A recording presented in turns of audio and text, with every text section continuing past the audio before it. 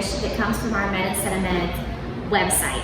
So this is a really easy dish that incorporates some grains, it incorporates your proteins with those nuts, has some dried fruit in it, and then we also use fresh herbs. So we're gonna go ahead and get started. The first thing that you need is couscous. Now, if you have never heard of couscous, it's technically a pasta that's really, really tiny, and you can get it as whole wheat. So ideally you wanna use a whole wheat couscous. I have some here to show you. So this is what I found in our grocery stores at Food Lion. It is not whole wheat. So the way that you know it's whole wheat is to look at the ingredients list, and it should say whole as the first ingredient. This does not. So unfortunately, this is not a whole grain, but remember, we need at least half of our grains to be whole. So this is just one of those things where sometimes we can accommodate in other places. So I can eat whole grain crackers or have whole wheat bread or whole wheat spaghetti pasta instead of this. So there are other ways that you can accommodate. You could also use brown rice in place of the couscous, but I just absolutely love the couscous. I love the flavor of it. So that's a hard compromise for me to give up my couscous. But again, like I said, at least half of your grains are whole. So if you can't necessarily find the whole grain here, that's perfectly okay. We're getting a lot of really good nutrients in other places. So first thing, that's a super simple thing. It just takes 5 minutes to cook.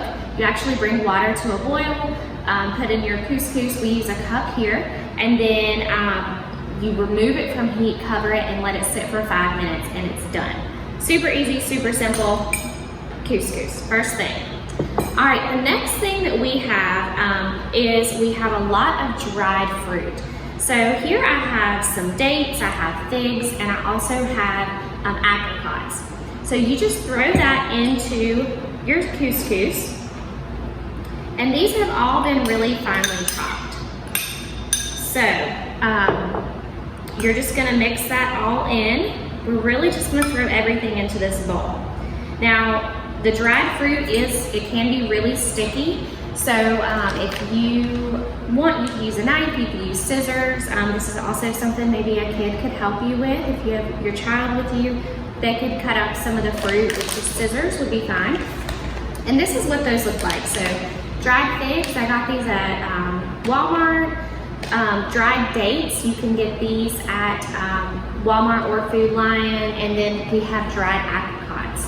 The key here is to make sure that your dried fruits don't have added sugar into them. So just double check that ingredients list and make sure it doesn't say anything, it doesn't have sugar listed in the ingredients list. None of these do, and you can actually look at that nutrition facts label, and if it says 0 added sugars, you're good there.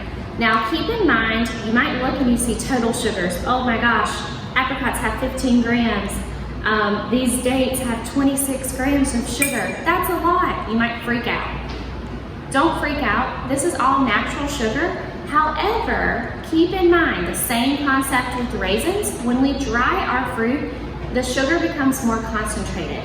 So just as if you wouldn't eat, we'll have a fig, for example. You wouldn't eat 20 figs, and you'd get really full off of fresh figs, right? Same concept goes here with our dried ones. They're more concentrated, so we tend to be able to eat a little bit more of those because there's not quite as much fiber in the dried versus the fresh. But in some varieties, you still get a good amount of fiber, so don't let that hold you back. We're not using a whole lot. We use 6 of each.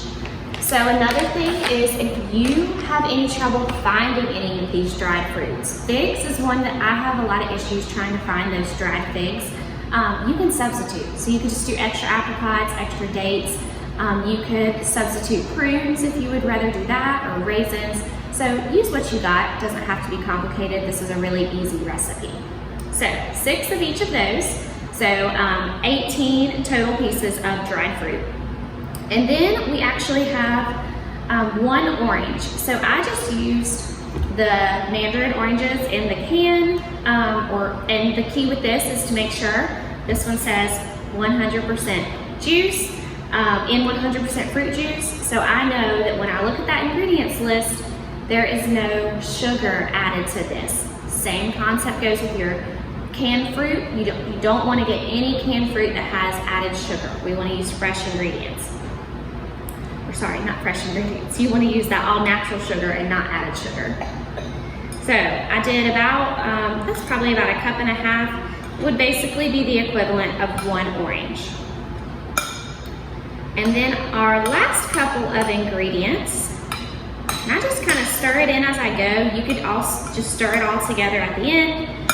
Perfectly fine. We just want to mix it together nice and evenly. Next thing is pistachios, and I absolutely love pistachios. They are so good, they are so tasty, and we use a 1/4 cup of pistachios here. The recipe does not call for you to chop them up, but I prefer them chopped just because then I get a little bitty piece of pistachio in every bite. So we're just gonna shake those in. And then we have herbs.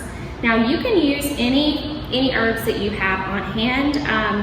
What I had today was thyme and parsley. So I have parsley left over from another program. I also found some out by our little garden area that our master gardeners keep up nicely. And then they also had, and I'll show you guys these, they also had some thyme. So if you are not familiar with fresh herbs, what these look like, this is what thyme looks like, and it's very easy to use. This is one of my favorite herbs to use because it's so simple and it's easy to pick off. So I just used a little bit of this. Use whatever you have. So if you can't find some of these, the recipe mentions cilantro, you could use mint.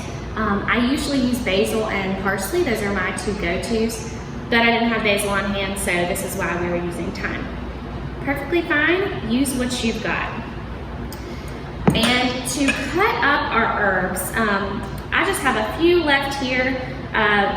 You want to, first off, if you have a really long stem, go ahead and break that off. You could break this off even further from the main stem, just so you don't have, this one's a little bit more of a sturdy stem and you don't necessarily want that in your food. So I just usually break it off a little bit, and then I chop it up. Now with our thyme, this is why this is one of my favorite herbs. You literally just grab the top and pull downward, and it all comes right off the main stem. Super easy to use. It's not a whole lot of picking. I used to work at a pizza restaurant, and we had to do this every morning because the restaurant I worked at had a giant refrigerator and a tiny freezer, so everything was nice and fresh, and we had to pick all the herbs. So I've had a lot of experience with picking herbs in my day, and thyme is a really easy one. So then you just chop it up nice and finely. So remember to keep your fingers out of the way, nice firm grip on your knife, and we just do that rocking motion back and forth. You can also use, they have like special scissors that you can use that have 4 or 5 different prongs, and you can just cut it up that way. And so that's a good little task for a child if you're trying to get your kid more involved in the kitchen. Children, grandchildren, neighbors' kids, whoever it may be, you want to get them involved. There's really great ways for you to do that in the kitchen. So we're just mixing this all up. We've got 2 more ingredients, and I'm making a mess, but that's all right. And our final ingredients are olive oil, you know, one of my favorites, and balsamic. So for our olive oil, we're only doing 2 tablespoons of olive oil. This calls for 1 to 2. I like to go for 2. And I'll just drizzle that all on there. And our balsamic, you can use whatever you have on hand. This one actually is one of the infused balsamics we had here at the office, but we are using 1/4 of a cup.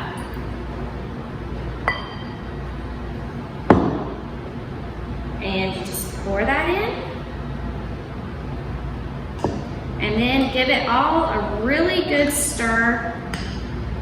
and you are done. And this is something, it's just got that sweet from the dried fruit. It's got the savory from your herbs and from your pistachios and from the couscous.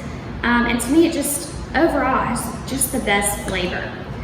So this is actually something, I chose to make this because I had all of the ingredients in my pantry here at the extension office.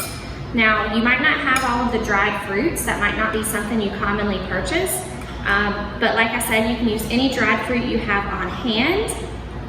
And once you purchase one of these, you've got it in your pantry for a good bit. So it's best to store it in the refrigerator. But if you were in a situation like the hurricane, many of the hurricanes that have happened, and you lose everything in your fridge, these things can also be kept in your pantry.